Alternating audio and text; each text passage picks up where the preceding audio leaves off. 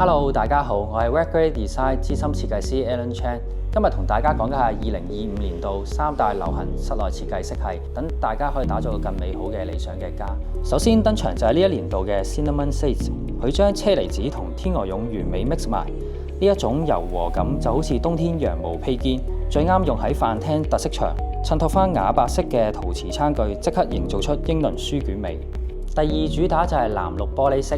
靈感係嚟自歐洲百年教堂嗰種神秘感，呢一隻藍綠色襯托現代家居風反而更有驚喜。例如游到拱形牆身門，或者襯托喺玫瑰金陳列櫃，夜晚開盞黃燈，反而成間屋提升唔少格調。第三隻松針綠帶來自然清新嘅感覺，一種大松樹色調嘅柔和綠色，創造寧靜自然感。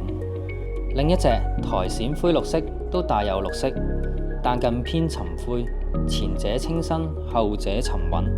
建議可以將呢兩種綠色 mix and match。例如客廳用灰綠色為做主調，睡房就用松針綠色配搭藤織床頭板，有自然嘅療癒感。